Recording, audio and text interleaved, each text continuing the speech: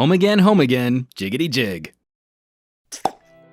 The challenge is over, the phones have been returned, and lessons have been learned. With my buddy TK Bay, we've been talking about our favorite phones of 2018 so far, and we swapped two top picks, taking each other's preferred choice for an extended test drive.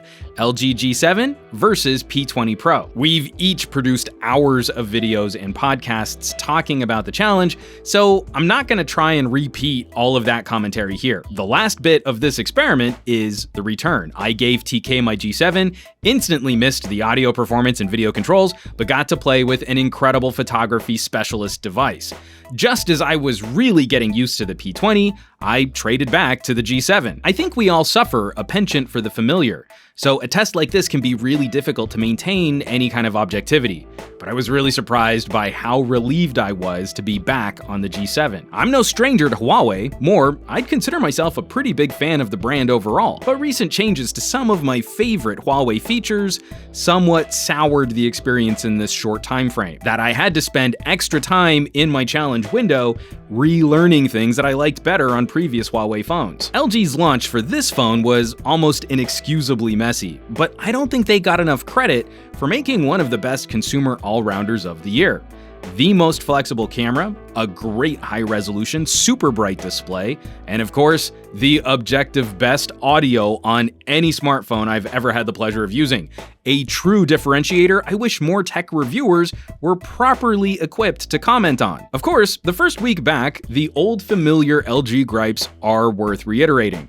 Resetting the phone and setting it up fresh, I'm disabling a fair amount of LG software for my launcher and app preferences. And while this phone has been better for updates than LG's past, that's a pretty low bar to beat. My G7 still doesn't have the camera update I've been dying to try out. We've seen so much improvement, but we still have a ways to go. But hey, at least LG, after years of my whining, finally produced a simple, straightforward commercial highlighting a single, truly differentiating feature on one of their phones. Progress! I like a good debate, and this was a fun way for me to produce a comparison. Two phones with advocates running their own individual commentaries, but collaborating on long-form interviews, rather than the endless supply of versus videos produced from a single viewpoint where, based on the producer making the video, you can be pretty sure which phone will win before the comparison even gets started. I definitely want to rejoin this challenge later in the year, maybe a V40 versus Mate 20. That could be a lot of fun. And I'll be reaching out to some other YouTubers to see who else is game for some longer form collaborations, who can really hold their own for some longer conversations. Make sure you check out the full rundown on our comparison here between the G7 and the P20 Pro. I've got all of our videos, including TK's wrap-up, linked in the description below. As always, thanks so much for watching. Do you want to see how still photos from the G7 compare against the monster sensor in the P20? Are you concerned about video and which phone might make for the better vlogging platform? We all know the G7 has the best audio, but is it really noticeably better than the P20 Pro? All of my smartphone camera and audio deep dive reviews are Patreon exclusives.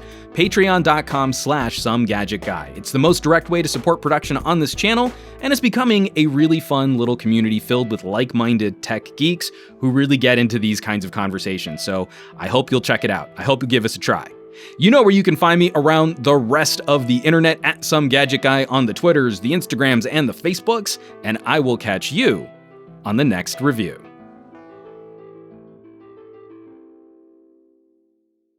But no, I really am happy that my G7's home. I really missed her.